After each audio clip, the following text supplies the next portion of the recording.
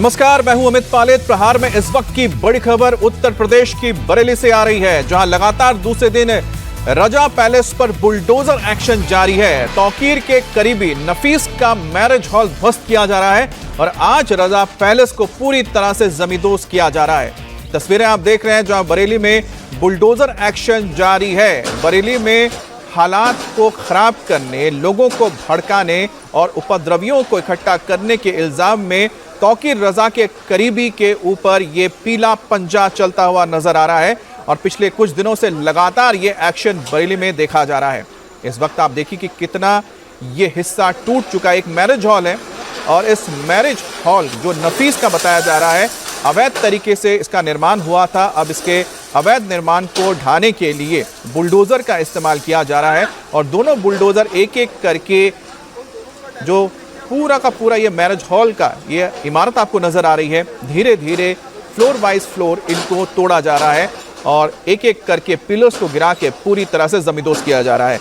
भास्कर हमारे साथ जुड़ गए हैं जो इस वक्त मौजूद है। भास्कर, जरा तस्वीरें भी दिखाइएगा और बताइएगा कि कितना हिस्सा अब बचा हुआ इस मैरिज हॉल का और कितने एक्शन इसी तरह से बरेली के अलग अलग हिस्सों में चल रहे हैं।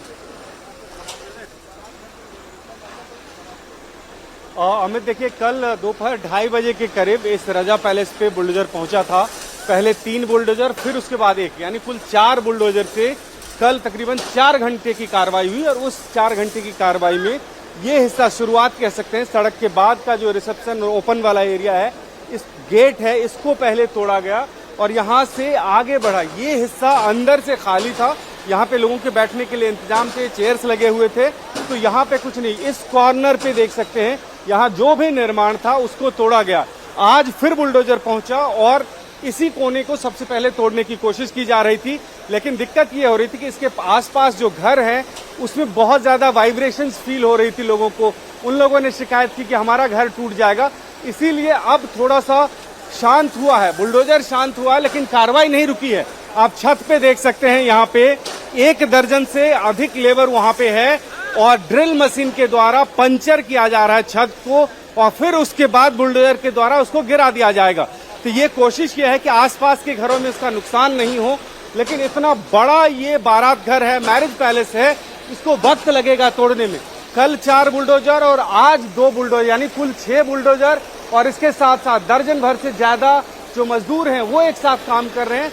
जो आगे का हिस्सा है वो पूरा टूट चुका है, पीछे जो कुछ रूम्स बने हुए हैं वो अभी टूटना बचा हुआ है।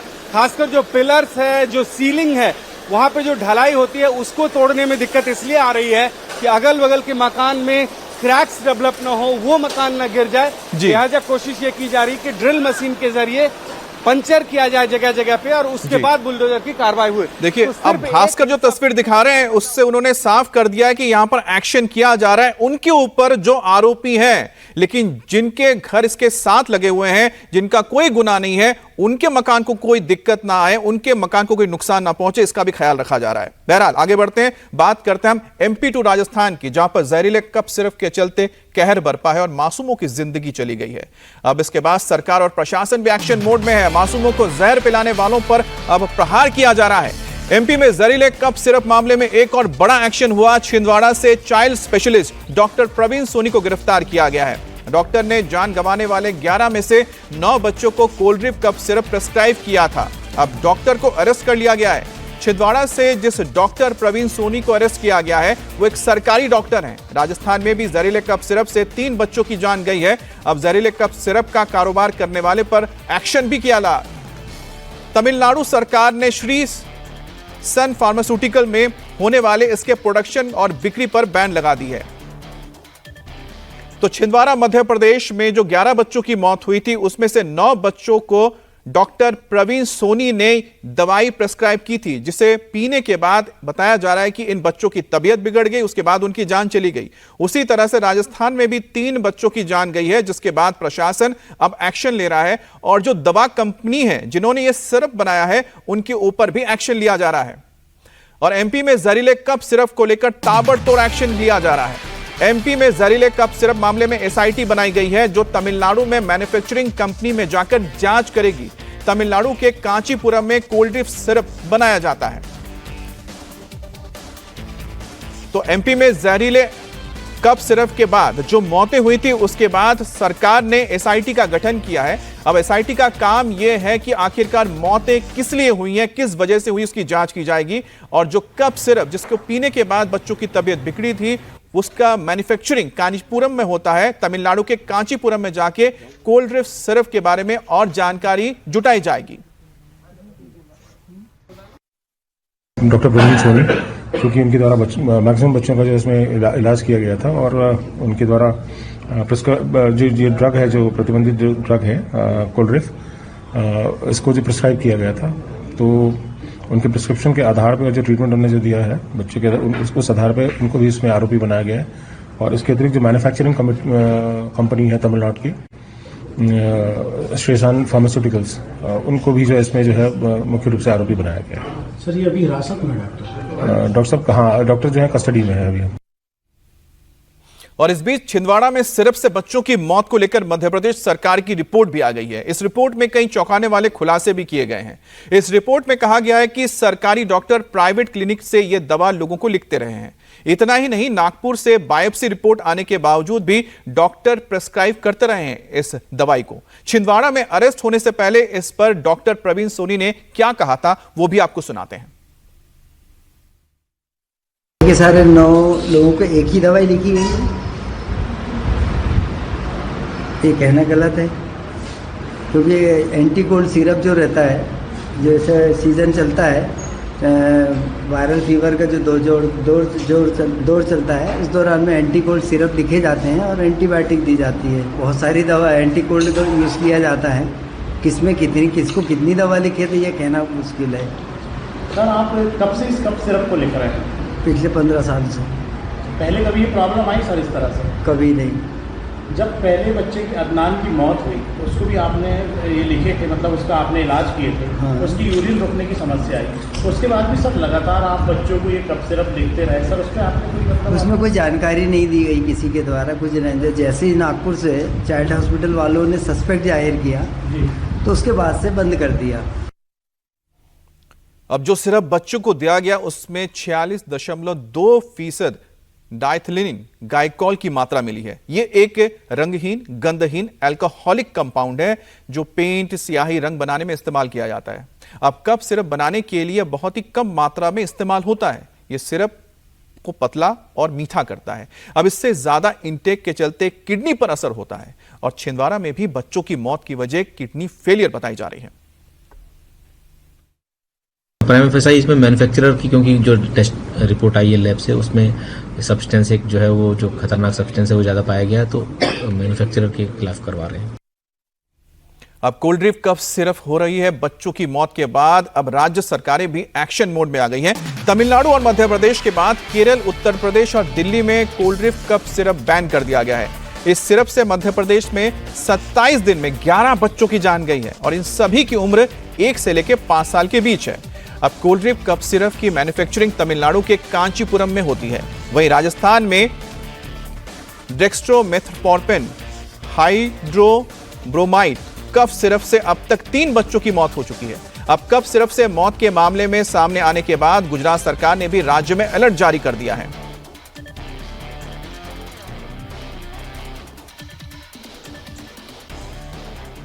अब राजस्थान सरकार ने केसन्स फार्मा की सभी 19 जो दवाइयां हैं जो मार्केट में उपलब्ध है उसे रोक दिया है या फिर उस पर रोक लगा दी है। राज्य के ड्रग कंट्रोलर राजाराम शर्मा को निलंबित कर दिया गया और इससे पहले राजाराम शर्मा ने कंपनी को जांच में क्लीन चिट दी थी। वहीं राजस्थान के स्वास्थ्य मंत्री गजेंद्र सिंह ने भी अभी दावा किया है कि प्रदेश में कफ सिरप की वजह से मौतें नहीं हुई है और सरकार ने 2 बार की इसकी जांच करवाई है। जांच में ऐसा कुछ भी सामने नहीं आया है। जिन बच्चों को सीकर से जयपुर भर्ती कराया गया, समय रहते इलाज मिलने से उनकी जान बच गई है, लेकिन मां बाप बेहद परेशान हैं। उन्हें समझ नहीं आ रहा है कि जिस कफ सिरप को वो खांसी रोकने के लिए लेकर आए थे, उसने बच्चों को बेहोश कैसे कर दिया।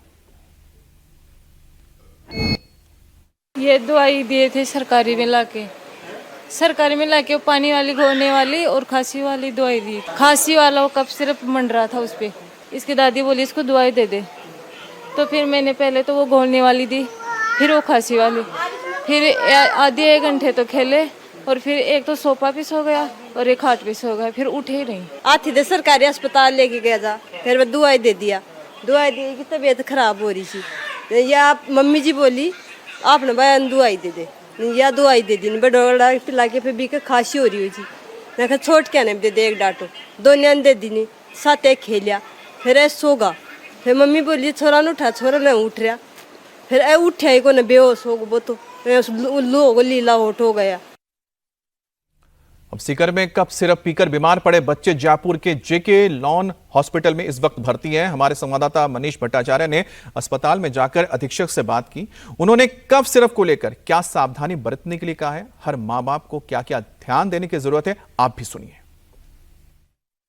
कफ सिरप का कहर बढ़ता ही जा रहा है, तमाम बच्चों की मौत हो रही है, तो तमाम बच्चे अभी भी बीमार हो रहे हैं और अस्पताल में भर्ती हो रहे हैं। जेके लोन अस्पताल में 2 नए बच्चे पीयूष और आयुष, जिनकी कफ सिरप पीने के बाद तबीयत बिगड़ी और उनको भर्ती किया गया। हालांकि डॉक्टरों का दावा है कि अब वो स्टेबल हैं। हमारे साथ जेके लोन अस्पताल के अधीक्षक सहरा साहब मौजूद हैं, उनसे हम बात करते हैं। सर, अभी तो कफ सिरप से तमाम बच्चों की मौत हो रही है, अब 2 नए केसेज आए हैं, ये क्या मामला है? देखिए, इन बच्चों के बारे में पीयूष और आयुष जो हैं, एक बच्चा 2.5 साल का है, एक और दूसरा बच्चा 5 साल का है, दोनों भाई हैं। ये जो इनको खांसी जुकाम था तो घर वालों ने इनके लिए कफ सिरप दिया था इन बच्चों को, जैसा उन्होंने बताया है। तो उसके बाद में एक बच्चे को थोड़ी सी ड्राउजीनेस हुई, डल हुआ बच्चा, और दूसरे में कम लक्षण थे डलनेस के। तो उनके बाद में बच्चे को यहाँ पर ये जेके लोन लेके आए थे दिखाने के लिए, इनको भर्ती किया गया और उसके बाद में अकॉर्डिंगली इनका ट्रीटमेंट किया गया। इनको हमने आईसीयू में रखा और आज उनकी स्थिति में लगातार सुधार होता रहा और फिर हमने जब पूरा सुधार हो तो उसके बाद अभी उन बच्चों को आईसीयू से शिफ्ट करके वार्ड में रखा है। दोनों बच्चे आज की तारीख में स्टेबल हैं, अभी ठीक हैं बच्चे। सर, आप तो लगातार बच्चों को देख रहे हैं, ट्रीटमेंट कर रहे हैं, आप कुछ एडवाइजरी देंगे? सरकार ने तो एडवाइजरी जारी कर दी, लेकिन उन माँ बापों को या जो लोग ये देख रहे हैं चैनल से आपको सुनेंगे, कम से कम आप बताइए कि भाई इस कफ सिरप को कौन बच्चे पिए, कौन ना पिए, किस तरीके से इसके रिएक्शंस हो सकते हैं, इससे दिक्कत हो सकती है, जिनको कम से कम माता पिता सतर्क रहें।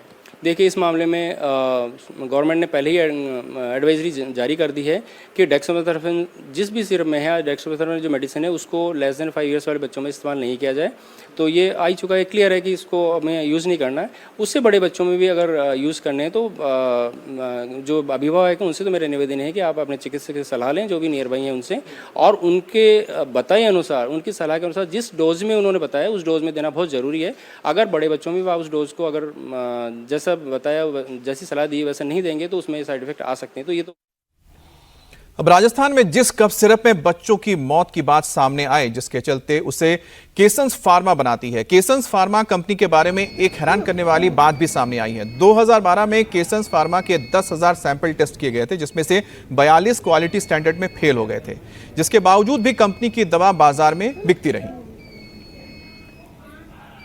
केसंस फार्मा ये वो कंपनी है जिसके कफ सिरप को पीने से 2 बच्चों की मौत हो गई है। ये कंपनी का ये वो दफ्तर है, आप देखिए विज्ञान नगर का सरना डूंगर में ये फैक्ट्री है, और ये जो बड़ी सी फैक्ट्री है इसमें ताला लगा के यहाँ के लोग भाग चुके हैं। देखिए दोनों तरफ, यानी जो एंट्रेंस और एग्जिट का जो डोर है उस पर ताला लगा हुआ है, और यही वो कंपनी है जिसको लगभग 40 बार सैंपल दिए गए इस कंपनी की तरफ से, और वो सैंपल फेल हुए, और उसके बावजूद भी इसी को टेंडर मिला वो कफ सिरप देने के लिए। इस पर सरकार की ज़बरदस्त मेहरबानी रही, जो कि स्टैंडर्ड यानी मानक जो बने हुए थे उसके मुताबिक नहीं थे, उसके बावजूद इस कंपनी को ही टेंडर मिला, और उसके बाद ये कफ सिरप प्रदेश भर के तमाम CHC PHC सेंटर्स में भेजे गए, और उसके बाद जब ये कफ सिरप बच्चों को दिए गए तो उससे 2 बच्चों की मौत हो गई। इतना ही नहीं, तमाम अन्य लोगों ने जो इस कंपनी से बनाए हुए कफ सिरप को पिया, उनकी भी तबीयत बिगड़ गई, और अब स्थिति ऐसी है कि इस कंपनी को बैन किया जा रहा है। लेकिन सरकार की ऐसी क्या मेहरबानी रही कि इतने सैंपल दिए जाने के बावजूद भी इस कंपनी के कफ सिरप को बैन नहीं किया गया। आखिरकार किस तरीके से सरकार के लोगों को इसने क्या मोटा मुनाफा पहुंचाया, उसकी वजह से ये कफ सिरप प्रदेश भर के तमाम दवाई की, सरकारी दवाइयों की दुकानों में दिया गया, और डॉक्टर्स जो है वो पर्चे पर इस कफ सिरप का नाम लिखते रहे। अब कफ सिरप से बच्चों की मौत के मामले में सामने आने के बाद केंद्र सरकार भी अलर्ट हो गई है। केंद्रीय स्वास्थ्य मंत्रालय ने हेल्थ एडवाइजरी जारी की है और कहा है कि 2 साल से कम उम्र के बच्चों को कफ सिरप ना दी जाए। इससे बड़े बच्चों को अगर कफ सिरप दिया भी जाए तो उनका इस्तेमाल सावधानी पूर्वक किया जाए। जिस बच्चे को दवा दी जा रही है उसे कड़ी निगरानी में रखा जाए। कफ सिरप की खुराक डॉक्टर्स की देखरेख में हो, यानी कि डॉक्टर जितना बोले उतना ही दे। बच्चों को कम से कम समय के लिए दवा दी जाए। कई दवाओं के साथ कफ सिरप नहीं दिया जाए। ये डॉक्टर की सलाह के ऊपर निर्भर करेगा। अब बात करते हैं बिहार के, जहां चुनाव का तारीखों का ऐलान 1 से 2 दिन में हो सकता है और उसके पहले चुनाव आयोग की फुल टीम इस वक्त पटना के दौरे पर है। कल चुनाव आयोग ने बिहार के राजनीतिक दलों के साथ मुलाकात की थी। आज पुलिस और प्रशासन के साथ बैठक चल रही है। चुनाव आयोग से मुलाकात के दौरान बीजेपी ने बुर्के वाली महिलाओं का मुद्दा उठाया। बीजेपी ने कहा कि बुर्के वाली महिलाओं को जांच के बाद वोटिंग करने दिया जाए। बिहार बीजेपी अध्यक्ष दिलीप जायसवाल ने कहा कि इन महिलाओं के चेहरे का वोटर आई कार्ड से मिलान कराया जाना चाहिए। उन्होंने कहा कि महिला कर्मचारी इसके लिए मौजूद रहे। वहीं बिहार के डिप्टी सीएम विजय सिन्हा ने कहा है कि कोई महिला पर्दे में हो या बुर्के में, उसकी जांच में किसी को क्या आपत्ति हो सकती है। हम लोगों ने कहा है कि जो भी महिलाएं या पुरुष वोट डालने जाते हैं, विशेष करके महिलाएं, उनको जो है पूरा सुरक्षा प्रदान किया जाए और जो पर्दानशीन औरतें हैं उनका भी महिलाओं के द्वारा वोटर कार्ड के माध्यम से चेहरे का मिलान जरूर कराया जाए, जिससे क्या कि जेन्युइन वोटर को वोट डालने का अधिकार मिल सके। देखिए, संविधान के अनुसार कानून एक होना चाहिए।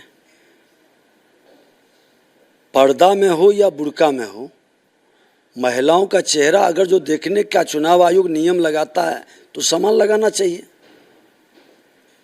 घूंघट में चेहरा देखेंगे लेकिन बुर्का में चेहरा नहीं देखेंगे, ये कहाँ का नियम है? और चेहरा देखने में हर्ज क्या है? महिलाएं भी रहती है कर्मचारी में, पुलिस भी महिला रहती है। चुनाव आयोग जो निर्णय करेगा हम स्वीकार करेंगे। और इस बीच चुनाव आयोग के बिहार दौरे का आज दूसरा दिन है। आज चुनाव आयोग की टीम पुलिस और प्रशासन के साथ बैठक कर रही है। चुनाव आयोग ने सबसे पहले चुनावी प्रक्रिया से जुड़ी इन्फोर्समेंट एजेंसियों के साथ बैठक की है। इसके बाद बिहार के मुख्य निर्वाचन अधिकारी, बिहार पुलिस और केंद्रीय बल के नोडल अधिकारियों के साथ समीक्षा बैठक चल रही है। इसके बाद मुख्य सचिव, डीजीपी और अन्य सीनियर अधिकारियों के साथ बैठक होगी। फिर मुख्य चुनाव आयुक्त प्रेस कॉन्फ्रेंस करेंगे। बिहार में कितने चरण में चुनाव हो, इसको लेकर बीजेपी और जेडीयू की अलग अलग राय भी सामने आई है। बीजेपी 2 चरण में तो जेडीयू 1 चरण में चुनाव कराने के पक्ष में है। मतदान है वो 1 से 2 फेज में, 2 फेज तक में करवा लिया जाए, क्योंकि ज्यादा फेज होने से इस पर जो है मतदाता को भी और जो हमारे उम्मीदवार होते हैं उनका भी खर्च भी बढ़ता है और सारा चीज इंस्टीट्यूशन जो है इससे बाधित भी होता है। इसीलिए बहुत लंबा चुनाव का प्रोसेस नहीं किया जाए। कानून व्यवस्था दुरुस्त है। बिहार में नक्सलिज्म नहीं है। अगर महाराष्ट्र में 1 फेज हो सकता है तो बिहार में क्यों नहीं हो सकता है? इससे खर्चा भी कम होगा, परेशानी भी कम होगी और 1 फेज में बिहार चुनाव कराने के लिए हर एक लिहाज से तैयार है। तो हम लोगों ने अपने पार्टी की तरफ से आग्रह किया, अगर 1 फेज में चुनाव होता है तो हम लोग उसका समर्थन। और बिहार में पिछली बार 3 चरण में चुनाव हुए थे। इस बार कितने फेज में चुनाव हो सकते हैं, इसको लेकर बीजेपी और जेडीयू की राय अलग अलग है। लेकिन तेजस्वी यादव का कहना है कि चुनाव निष्पक्ष होना चाहिए। हमारे दल के प्रतिनिधि लोग गए थे, अपनी बात को रखा है उन्होंने, और उम्मीद करते हैं कि इस बार बिहार का चुनाव जो है निष्पक्ष तरीके से हो, ना कि किसी को मदद करने के लिए चुनाव कराया जाए। लोकतंत्र में जनता मालिक है और जनता को पूरा अधिकार और हक बनता है कि चुनाव जो है फ्री और अच्छे वातावरण में, अब 1 में कराए 10 में कराए, जो भी चुनाव तो लड़ना ही है।